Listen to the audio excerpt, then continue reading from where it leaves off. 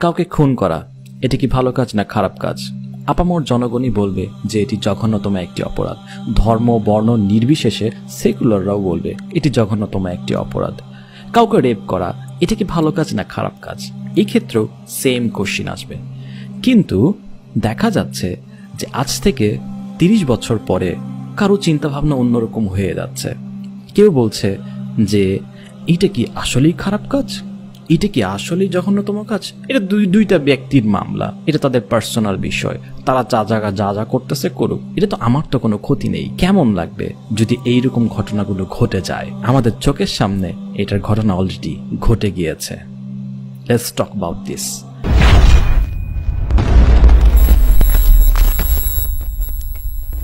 Trojan horse এটা এমনভাবে আপনার মস্তিষ্ককে ম্যানিপুলেট করবে যেটা নিয়ে আপনি একবারও চিন্তাও করতে পারবেন না। খুব নেক্সট শুরুতে আপনার ভিতরে ঢুকবে এবং সেটা ঢোকার পরে আপনার সমস্ত চিন্তা ভাবনাগুলোকে চেঞ্জ করে দিবে। ঠিক আছে, তাদের এজেন্ডার প্রথম কাজই হচ্ছে এইটা, যে আপনার চিন্তা ভাবনাগুলোকে ডিসেন্সিটাইজ করে দেওয়া। হাউ?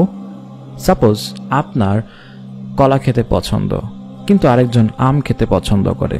এটা আর এমন কি, নর্মাল একটা বিষয়। আপনার কলা পছন্দ, আরেকজনের আম পছন্দ। আপনার ক্রিকেট খেলা ভালো লাগে কিন্তু আরেকজনের ফুটবল খেলা ভালো লাগে।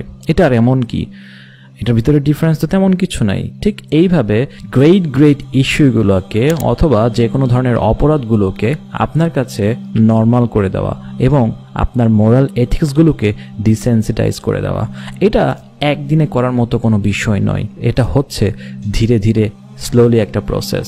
আজ থেকে 30 বছর আগে আমেরিকাতে যে ব্লু প্রিন্টের মাধ্যমে যে প্ল্যান শিট সাজানো হয়েছিল সেটা এখন পুরোপুরি সাকসেস, যেটা কিনা আমরা এখন ইজিলি দেখতেই পাচ্ছি। কিভাবে ধীরে ধীরে টিভি সিরিজ থেকে শুরু করে মিডিয়ার মাধ্যমে মানুষজনের ভিতরে এই ট্রোজান হর্স টাইপের একটা ভাইরাস ডিসেন্সিটাইজ করে দিয়েছিল মানুষের চিন্তাভাবনাকে। না হলে দেখুন 1987 সালে একটা জরিপের মাধ্যমে যেখানে কিনা ম্যাক্সিমাম সংখ্যক লোক বলেছিল যে সমকামিতা এটা একটা ঘৃণ্যতম অপরাধ, কিন্তু সে জায়গায় 30 বছর পর, 3 দশক পর কিভাবে সেই রকমই একটা জরিপে বেশিরভাগ মানুষজন বলে যে না, যে সমকামিতা এটাকে লিগ্যাল করা উচিত, এটাকে অপরাধ করা উচিত না। তাহলে দেখুন কিভাবে একটা দীর্ঘমেয়াদী প্ল্যান মানুষদেরকে এইরকম একটা বাজে ঘৃণ্য অপরাধে সায় দেওয়ার জন্য রাজি করিয়ে ফেললো। কিভাবে করে ফেললো বললাম তো, তার প্রথম পয়েন্ট হচ্ছে মানুষের চিন্তাভাবনাগুলোকে ডিসেন্সিটাইজ করা। সেটা মিডিয়ার মাধ্যমে হোক, সেটা বিভিন্ন ধরনের নাটক, সিনেমা, মুভিজের মাধ্যমেই হোক। আমরা দেখতে পাই বিগত মুভিগুলোর ভিতরে অনেক ক্যারেক্টার রয়েছে, যে ক্যারেক্টারগুলো না থাকলেও চলে, যে ক্যারেক্টারগুলো গল্পের সাথে কোনো সাই নেই, সেই রকম ক্যারেক্টারগুলোকে দেওয়া হয় কোনো গেইকে, কোনো লেসবিয়ানকে অথবা কোনো বাইসেক্সুয়ালকে। এইরকমভাবে এই টাইপের সুখ্যাতি বিষয়গুলো মানুষের সাবকনসিয়াস মাইন্ডে ধীরে ধীরে পুশ করা হচ্ছে। আর এটা তারা কিন্তু কখনোই বলছে না যে এটা একদমই লিগ্যাল, এটাকে লিগ্যালাইজ করতেই হবে, তারা কিন্তু এভাবে কখনোই বলে নাই। কিন্তু ধীরে ধীরে তারা এটাকে মানুষের সাবকনসিয়াস মাইন্ডে নিয়ে যাওয়ার পরে মানুষকে সেটা মানতে বাধ্য করতেছে। ও এটা আর এমন কি, হ্যাঁ তুমি হেটারোসেক্সুয়াল, ওকে ইটস গুড, আরেকজন হোমোসেক্সুয়াল, এটাও ইটস গুড। এই যে এইরকমভাবে বিষয়গুলোকে আমাদের মস্তিষ্কে সেন্ড করে সেটাকে ডিসেন্সিটাইজ করে দেওয়া। তাদের এজেন্ডার অন্যতম আরেকটা প্ল্যানিং হচ্ছে ভিকটিমহুড, নিজেদেরকে ভিকটিম ভাবে উপস্থাপন করা। কিভাবে তারা নিজেদেরকে ভিকটিম হিসেবে প্রকাশ করবে? যে এটা তারা তো অবহেলিত, তারা সংখ্যালঘু, হ্যাঁ তাদের তো এটা জন্মগত একটা বিষয়, এইরকম কিছু আলতু ফালতু বিষয়াদি দিয়ে এই টাইপের একটা জঘন্য ঘৃণ্য অপরাধকে তারা সায় দিচ্ছে। আরেকটা বিষয় হচ্ছে যে তারা এটা প্রমাণ করতে চায় যে এটা তো কোনো অ্যাগ্রেসিভ বিষয় না, এটা কোনো এক্সট্রিমিস্ট বিষয় না, এটা ভালোবাসার বিষয়। হ্যাঁ, লাভ, ভালোবাসা যে কারো ভিতরেই আসতে পারে। এইভাবে ইমোশনালি মানুষদেরকে এই টাইপের একটা জঘন্য ঘৃণ্যতম অপরাধে উৎসাহিত করছে বা এটাকে প্রমোট করার কাজ করছে। পরের যে বিষয়টা, যেটা হচ্ছে মুসলিমদের ক্ষেত্রে হোমোসেক্সুয়ালিটি এজেন্ট দ্বারা মুসলিম অধ্যুষিত দেশে তাদের সর্বোচ্চটুকু ইনভেস্ট করছে। তাদের প্ল্যানিং এর ভিতরে আরেকটা অন্যতম গুরুত্বপূর্ণ প্ল্যানিং হচ্ছে যে তারা মুসলিম অধ্যুষিত দেশগুলোতে বেশি বেশি এটার প্রমোট করবে এবং যারা মুসলিম সেলিব্রিটি আছে বা যাদের মুসলিম কমিউনিটিতে ভালো একটা ফেস আছে, সেটা হোক পলিটিক্যাল পারসন, হোক সেটা দায়ী, হোক সেটা ইসলামিক কোনো স্কলার, তাদের কাছে এই বিষয়টাকে প্রচার করা এবং তাদের মাধ্যমে এই টাইপের জঘন্য ভিন্ন অপরাধকে কোনো না কোনোভাবেই সায় দেওয়া। ঠিক তেমনটাই হচ্ছে পশ্চিমা কিছু দায়ীদের ভিতরে। তারা এইটা স্বীকার করছে যে হ্যাঁ, হোমোসেক্সুয়ালিটি এইটা নাজায়েজ, এইটা হারাম, কিন্তু তাদের যে এই কাজটা, তাদের যে এই এজেন্ডাটা, এটা একটা ভালো দিক, এদেরকে তাদের সাপোর্ট করা উচিত। যেহেতু তারা সংখ্যালঘু, তাদের এই কাজে তো বাধা দেওয়ার কোনো প্রশ্নই আসে না। হ্যাঁ, এটা তো ইসলাম বাধা দেয় না। এইভাবে তারা এই বিষয়টাকে সাপোর্ট দেওয়ার জন্য মুসলিমদেরকে উৎসাহিত করছে। শুধু তাই নয়, তারা নিজেরাও সেই সকল অনুষ্ঠানে গিয়ে যোগদান করছে, যার মাধ্যমে কিনা অনেক আম মুসলিম তারা অনেক ধোঁকার শিকার হবে তাদের ফেস দেখে এই বিষয়গুলোতে সাপোর্ট দেওয়ার। আমরা কোরআনুল কারীমের অনেক জায়গায় একটা বিষয় বারবার দেখতে পাই যে তোমরা সৎ কাজে আদেশ করো, অসৎ কাজে নিষেধ করো, আমলে সালেহার ভিতরে থাকো এবং অসৎ কাজে নিষেধ করো। কিন্তু সে জায়গায় আমরা কিভাবে এইরকম একটা ঘৃণ্য অপরাধ, যেটা কিনা লূত আলাইহিস সালাম কওমের উপর অভিশাপ বয়ে এনেছিল, সেই টাইপের একটা অপরাধকে কিভাবে আমরা সাপোর্ট করব, সেই টাইপের একটা ইবলিসি কারবারগুলোকে কিভাবে আমরা সাপোর্ট করব। তাদের এজেন্ডার অন্যতম প্ল্যানিংগুলোর ভিতরে আরেকটা প্ল্যানিং হচ্ছে যে এই এজেন্ডাটাকে যারা সাপোর্ট করছে না, যারা এটার বিরুদ্ধচারণ করছে, তাদেরকে এক্সট্রিমিস্ট হিসাবে মানুষের কাছে দেখানো, প্রচার করা যে তারা ব্যাকডেটেড, তাদেরকে দিয়ে কোনো কিছু হবে না, তারা আপ টু ডেট না, তারা বৃদ্ধ, তারা ওল্ড। এইরকমভাবে একটা আইডিওলজিগুলো মানুষকে বোঝানোর চেষ্টা করা হচ্ছে। হ্যাঁ, যদি কেউ এটাকে সাপোর্ট করে না, তাকে জোর করে সেটাকে সাপোর্ট করানোর জন্য তারা উৎসাহিত করছে বা তারা প্ররোচনা চালাচ্ছে। যদি তারপরে এটাকে সাপোর্ট না করে, তাহলে তাকে এক্সট্রিমিস্ট বলা হচ্ছে, হোমোফোবস বলা হচ্ছে। এইরকমভাবে বিভিন্ন ট্যাগ তাদেরকে দেওয়া হচ্ছে। ভাইরা, বোনেরা, আমরা মানুষ, আমাদের সবসময় মনে রাখা উচিত একটি কথা, যে আমরা নিছক আর দুইটা জীবের মতো নই। আমাদের রয়েছে একটা অর্গানাইজড বিবেক, আমাদের একটা মানসম্মত বুদ্ধি, চিন্তা, চেতনা রয়েছে। এই সকল চিন্তা চেতনা সম্পন্ন মানুষ হওয়া সত্ত্বেও কিভাবে আমরা আমাদের যৌনতাকে, যৌন চাহিদাগুলোকে বিকৃতভাবে উপস্থাপন করতে পারি বা বিকৃত যৌন চাহিদাগুলোকে সায় দিতে পারি। প্রত্যেকটা বিষয়েরই একটা ন্যাচারাল ল আছে। যদি আমরা একটা যে কোনো গরুর দিকেও যদি তাকাই, যদি একটা ছাগলের দিকেও যদি তাকাই, বা এইভাবে যদি আশেপাশের জীবগুলোর দিকে তাকাই, প্রত্যেকটা জীবেরই কিন্তু প্রজনন ক্ষমতা আছে। কেউ তার এই প্রজনন ক্ষমতার বাহিরে গিয়ে ভিন্ন কোনো প্রজনন ক্ষমতা নিচ্ছে না। প্রত্যেকটা সৃষ্টির শুরু থেকেই যে বিষয়টা আমরা দেখতে পাই, যে আদম আলাইহিস সালামের জন্য আল্লাহ সুবহানাহু ওয়া তাআলা কাকে সেট করেছিলেন? হাওয়া আলাইহিস সালামকে।